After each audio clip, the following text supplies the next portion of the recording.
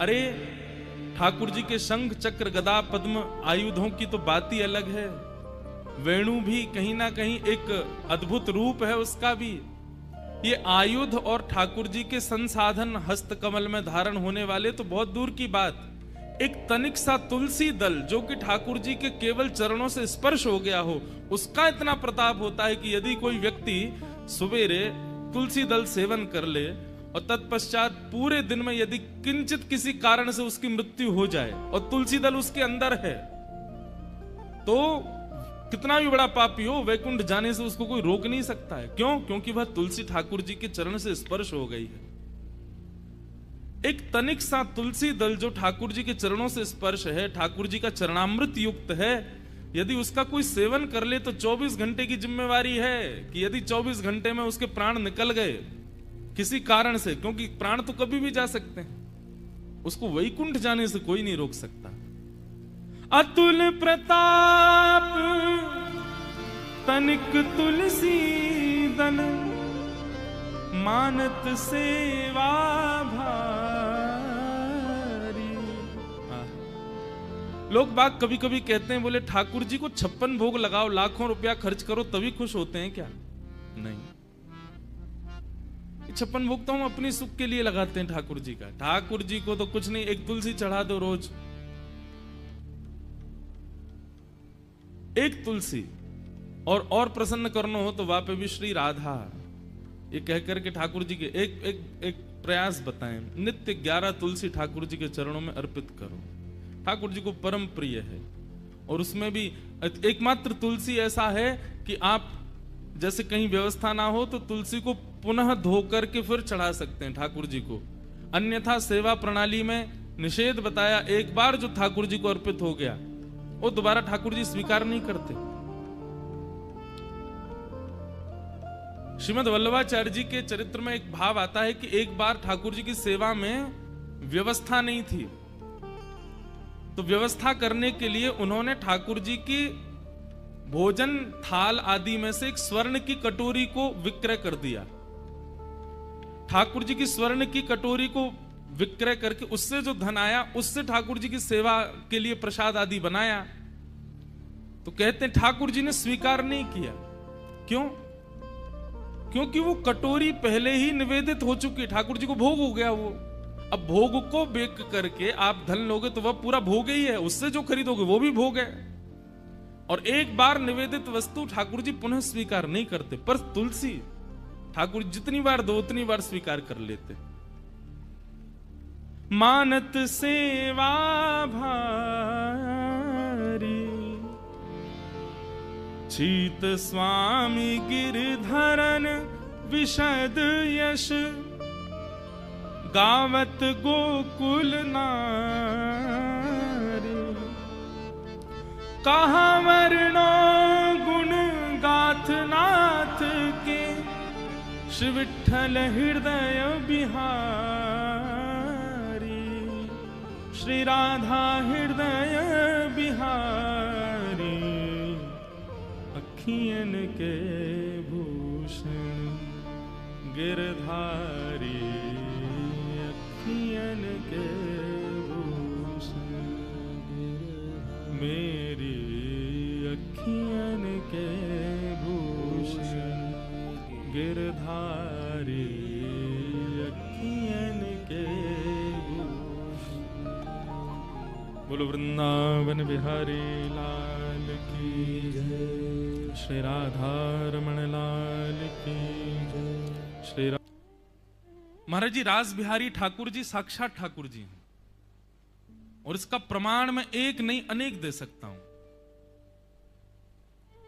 हमारे ब्रजमंडल में एक संत हुए पंडित श्री गया प्रसाद जी महाराज, उनको सब पंडित जी कहते थे। तो ब्रजमंडल में रासलीला का इतना प्रचलन था। पहले कथाएं कम होती थी, रासलीला ज्यादा होती थी, क्योंकि लोगों को समझने के लिए लीला ज्यादा अच्छी लगती थी। तो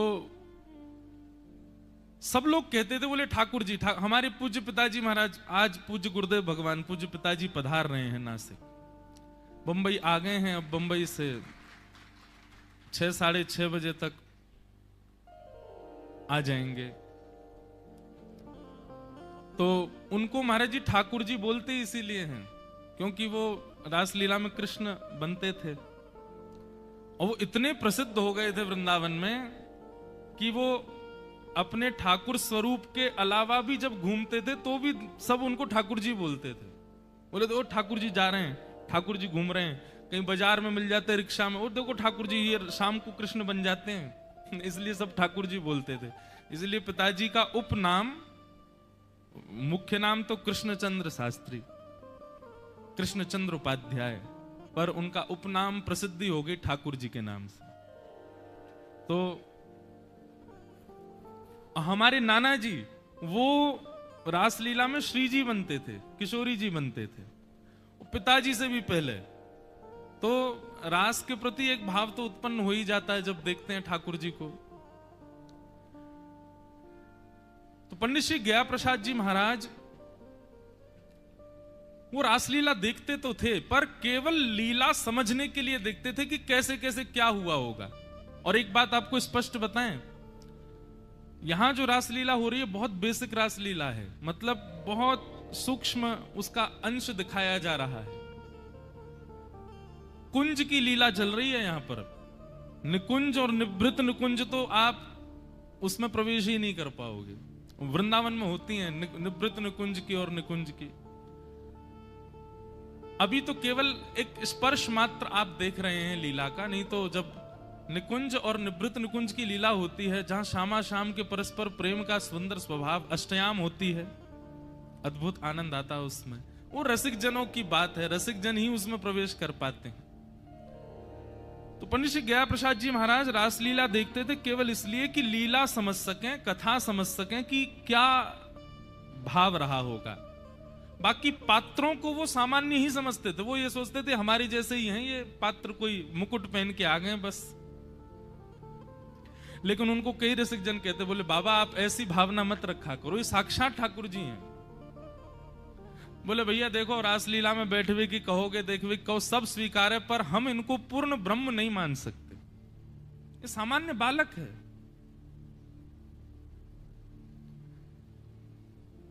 लेकिन एक दिन पंडित जी महाराज के चित्त में भाव आया, बोले अगर ये पूर्ण पर ब्रह्म है तो मौसम नहीं है अभी अमरूद का, अभी अमरूद फल हुआ नहीं है, पर ब्रह्म है तो अमरूद प्रकट कर सकते हैं। मेरी अमरूद खाने की इच्छा है और इनका उच्छिष्ट खाने, ये झूठा अपना खिलावे तो मैं मानूंगा कि ये साक्षात पर ब्रह्म है।